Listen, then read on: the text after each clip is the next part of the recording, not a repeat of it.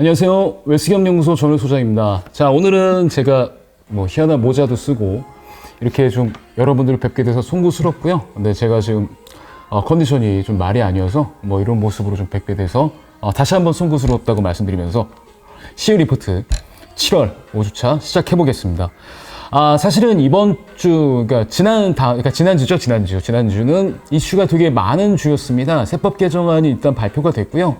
이 세법 개정안의 주요 이슈는 이제 부동산이라든가 코로나19 피해라든가 여러 가지가 있었는데, 그거에 대한 이제 정리는 바로 이제 해드릴 거고요. 일단 CEO 리포트 바로 앞장에는 2020년 상반기 및 2분기 중소기업 수출 동향에 대해서 좀 넣어놨습니다. 과연 지금 우리 중소기업은 어디쯤 와 있을까? 근데 좀 다행인 거는 대기업에 비해서 중견기업에 비해서 중소기업의 수출 실적이 좀 괜찮다라는 거고요. 그 다음에 6월 달에 상당히 회복세에 있었다. 이것도 상당히 좋은 시사점이긴 합니다. 그리고 이제 주요 국가를 보시게 되면 중국, 그 다음에 미국, 일본, 베트남, 홍콩 이런 순으로 보통 우리가 수출을 하게 되는데, 중국 같은 경우는 17.4%가 감소했고요. 미국은 오히려 3.6%가 증가했고, 일본 5%, 베트남 20.2%, 홍콩이 7.4% 해서 주요 국가의 이제 수출이 이제 전년 동기분에 8.8% 정도 감소했다고 볼 수가 있습니다.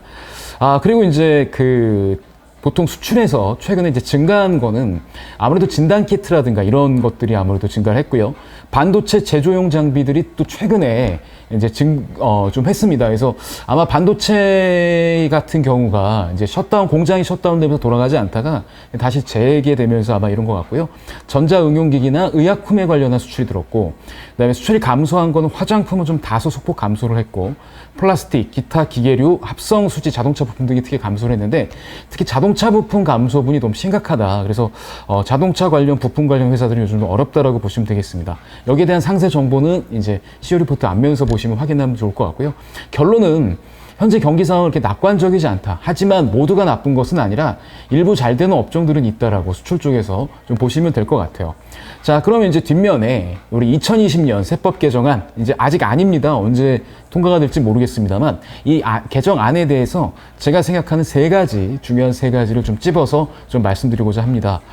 일단 지금 현재 우리나라 정치 지도를 보게 되면 여당의 국회의원 비중수가 압도적으로 높잖아요. 그래서 아마 제가 생각하기엔 세법 개정안 통과되는 건 아주 그냥 통과될 것 같고, 사회적으로 큰 반향이 있지 않으면 그 내용 그대로 통과될 가능성이 좀 있지 않을까 생각을 합니다. 그래서 부동산 같은 경우에는 변동 여지가 있는데 그 외 부분은 변동 여지가 없을 것 같아요. 그래서 부동산하고 이런 거를 제외하고 우리 중소기업 입장에서 중요하게 생각해야 될 것들 몇 가지만 좀 찝어보겠습니다.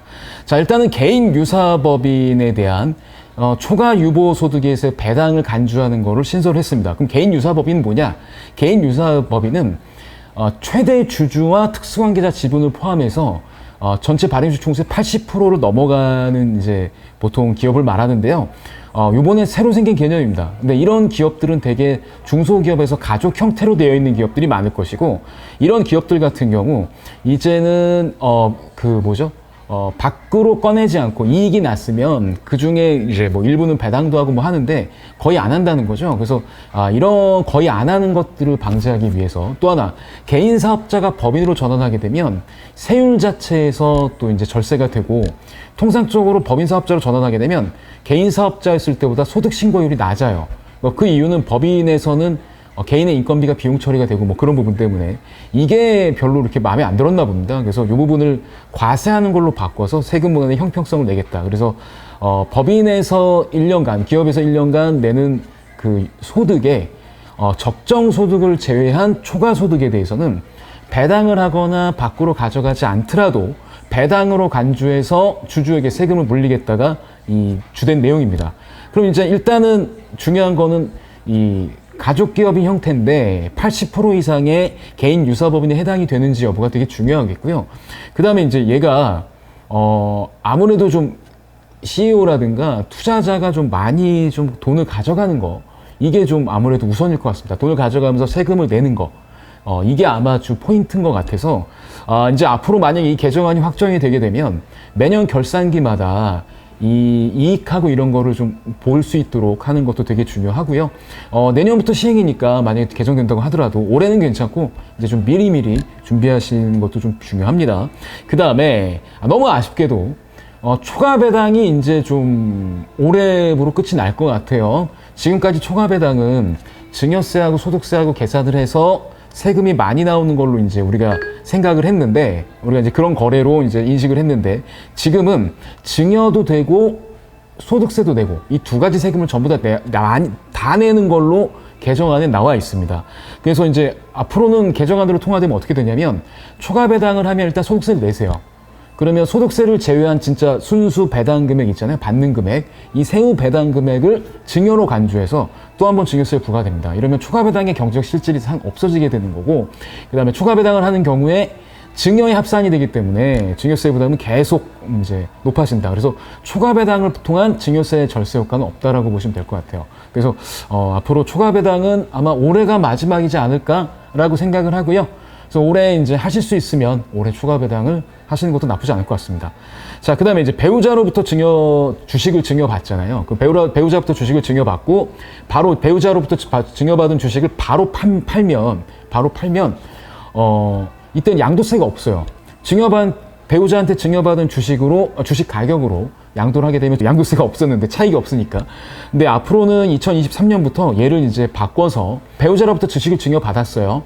그럼 1년이 넘어가야 증여받은 가격을 취득가격으로 산정할 수 있습니다. 1년이 넘어가지 않으면 최초의 증여자가 취득했던 가격으로 이제 판단을 하기 때문에, 여기 이제 우리 CU 리포트에 나와 있듯이 5,000원이 한 주당 5,000원이 당초 취득가격이고, 그 다음에 5만 원이 배우자한테 증여한 가격이라면 이 배우자가 1년 안에 양도를 하게 되면 당초 취득가격, 그러니까 증여자가 취득가격으로 취득가격이 계산이 되고요.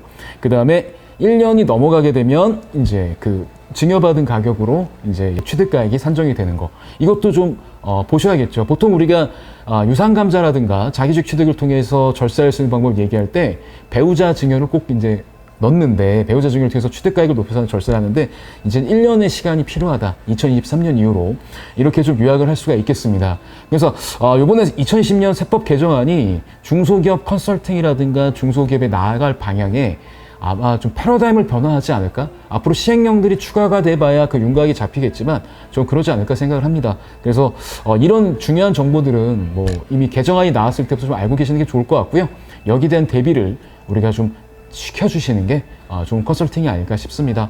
자, 2020년 7월 이제 마지막 CU 리포트 리뷰해 드렸고요. 저희 웰스기업연구소에서는 매주 2회 정도 이제 라이브 방송을 계속해서 진행을 하고 있으니 저희 웰스기업연구소 밴드에서 꼭 라이브 방송 확인하시고요. 특히 최근에 이제 좀 세법 개정안에 따른 이제 법인 영업 패러다임 전환, 이 부분에 대해서 제가 특별히 연재를 하고 있사오니 꼭 수강하셔서 좀 도움이 되셨으면 좋겠습니다. 자, 오늘은 여기까지입니다. 자, 좋아요, 구독, 알림 버튼 꼭 눌러주길 바라면서 전 이만 마무리하겠습니다. 안녕.